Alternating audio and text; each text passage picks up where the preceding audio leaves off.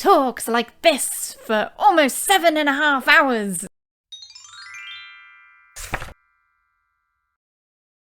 Welcome back to Scookie Reviews. Today I'm going to be talking about Daughter of a Pirate King by Tricia Levenseller. I listened to the audiobook version of this one and it clocked in about 7 hours, a little bit over 7 hours. And it's a young adult fantasy based on pirates. Arr! A really strong concept for this one, built into the title. She's a daughter of a pirate king and she gets herself captured on a secret mission for her father to try and find this legendary map. So when you see the title of this one, you pretty much know what you're getting involved with.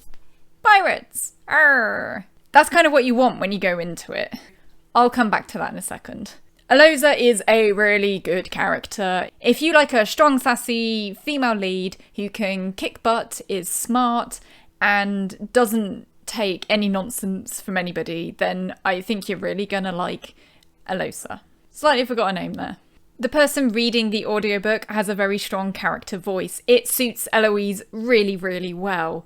The only thing I will say is that it's a little bit annoying when you listen to it on quite a long stint. I mean, she talks like this for almost 7.5 hours, and that gets a little bit annoying after a while.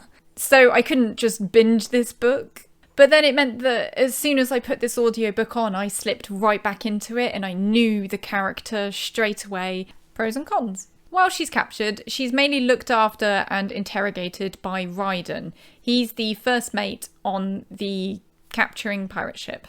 I know there's a better way to refer to it, but I can't think. He's intelligent and he's clean and he's not like other pirates. And this is kind of where I bumped into the first problem with this book. I picked up this book because I wanted a book about pirates. I was ready for adventure and swashbuckling and treasure maps and all the things that you associate with pirates. A little bit rough, okay?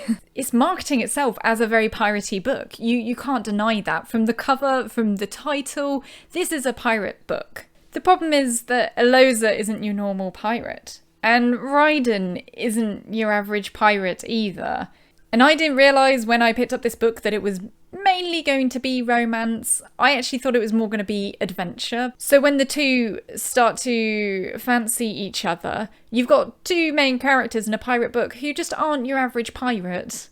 I just think it's missing something. So it's still a fast-paced, fun book with some strong characters, and there is piratiness going on around, but it just could be more pirate.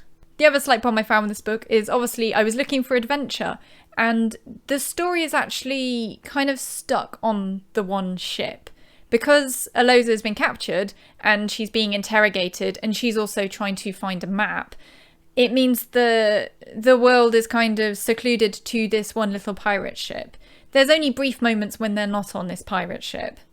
And I just think that's a bit of a missed opportunity. And then halfway through this book, and I don't think this is a spoiler, I will try to keep it non-spoiler, there's a supernatural element. When it was happening, because I was working away at something at the same time, I kind of stopped and I had to really listen because I didn't know it was going to happen.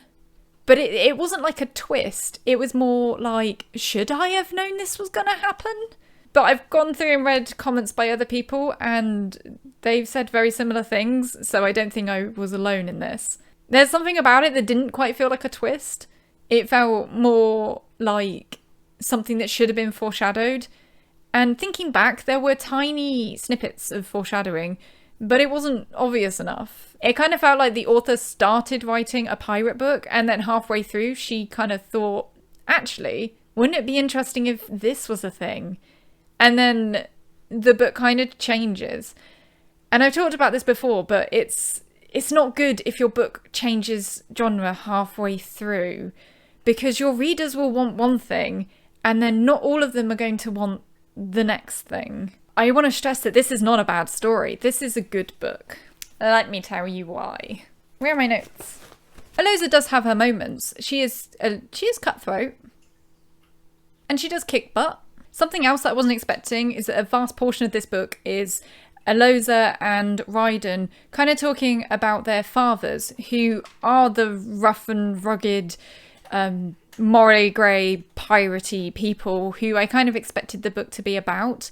But they talked about being brought up in a situation where their parents are very, very tough on them, and they connected over it. And that was something that I really liked. But it did mean that there was a lot of talking in this book. There was a lot of telling. It felt like a quieter book at times, and it had very strong themes of feminism.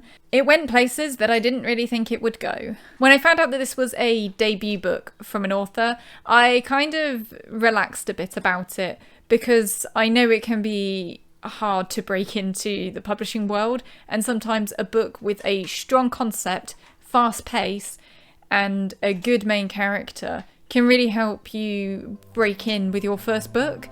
And that's why I'm going to give this book 4 stars, and I won't hear another way about it.